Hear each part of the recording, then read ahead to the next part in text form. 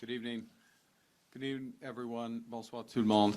I have the pleasure of being here with Lana Payne, President of Unifor, who will speak to you in a moment.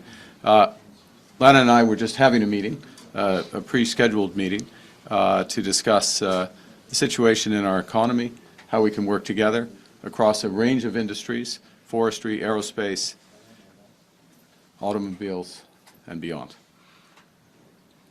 During the course of that meeting, President Trump announced 25% tariffs against our auto industry.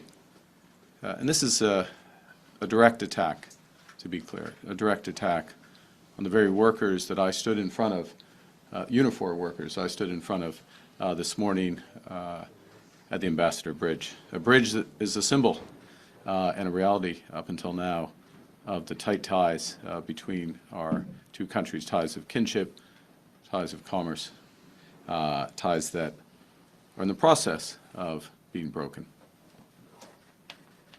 We will defend our workers. We will defend our companies. We will defend our country. And we will defend it together. Les États-Unis sont divisés. Et ça les affaiblit. Mais nous sommes plus forts quand nous sommes unis. Et nous sommes unis ici au Canada. Les syndicats, le gouvernement, les sociétés, les travailleurs. You know, this will hurt us, but through this period, by being together, we will emerge stronger. I think what's happened, and this was part of our discussion, over the course of the last several months, Canadian workers, Canadians as a whole across this country, have gotten over the shock of the betrayal and are learning lessons. We have to look out for ourselves, and we have to look out for each other and work together for each other. And I just want to say a few words before taking some questions about what my government has done to turn that sentiment into reality. We made a commitment a few weeks ago to use every dollar that we collect from retaliatory tariffs to support workers, to directly go to support workers. And last week we made a series of changes to the EI system in order to take the first big step to make good on that promise. There'll be more. We've announced, of course, retaliatory tariffs. We have other options for those retaliatory tariffs. I have asked for a meeting, I will convene rather, a meeting of the Canada-US Cabinet tomorrow to discuss our trade options. But we're also providing the option of major liquidity for our companies. We put in place an ability for companies to delay tax payments. We've put in place a large facility for our largest companies, some of them which may be affected by this, would be affected by this, to draw on liquidity in various forms so that they can take longer-term decisions without undue pressure from short-term unjustified actions. It's also why we focused, in part in anticipation of what might happen, on today's announcement that I made in front of that Ambassador Bridge, for the $2 billion Strategic Response Fund. And the point of that fund, the point of government procurement, the point of linking up through supply chains, the point of working with labor, led by Unifor, is to build a made-in-Canada supply chain, a made-in-Canada option, so that we are less affected by these. Now, that will take time, but we are already putting in place the building blocks for that. To be clear, we are standing together, standing for Canadian workers across levels of government, and I would add that Premier Ford and I have discussed this already at length, and we will have more discussions in terms of our overall approach. But together, we are stronger. Nous sommes unis, et nous sommes Canada fort. And with that, I think we have time for 2 questions before I go to my next event.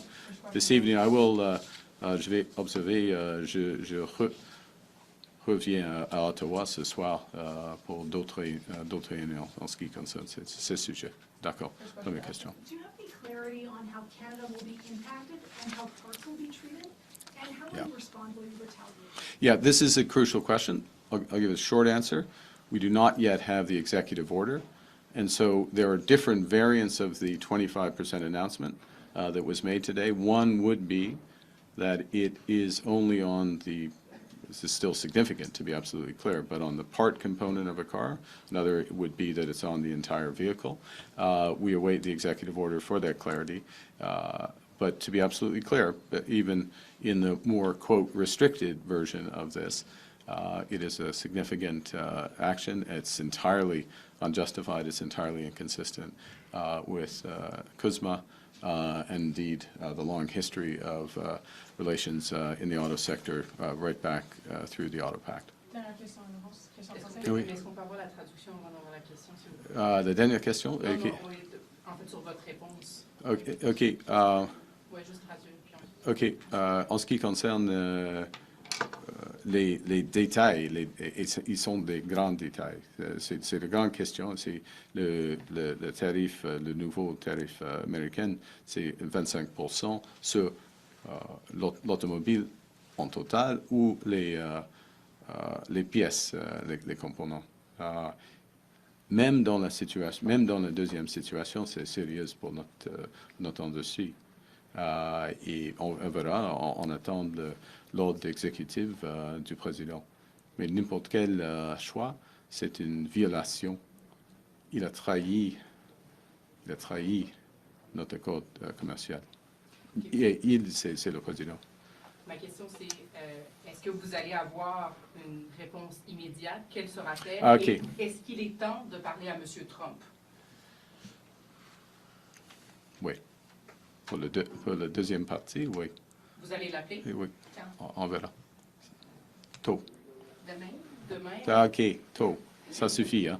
Mais en ce qui concerne les options, nous avons des options, même pendant une période électorale.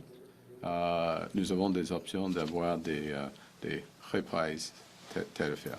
Alors, on va prendre des décisions après avoir la réunion du cabinet canado-américain. Okay, d'accord?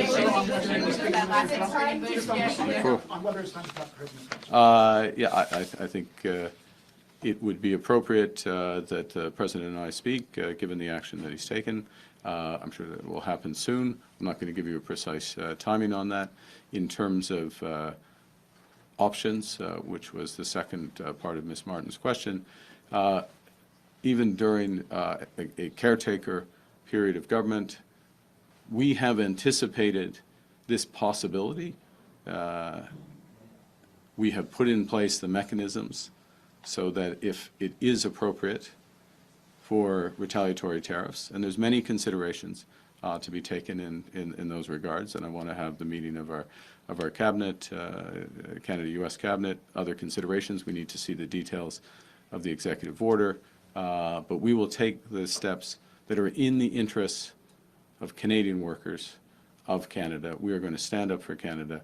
We're going to be united, and we will fight in a unified way. And I would say, if I may, and I will, Lana and Ms. Payne can speak for herself, obviously, the discussions that we've had, the discussions I've had with Premier Ford, we're entirely aligned in terms of the seriousness with which we're taking this and the seriousness of our response. Thank you very much.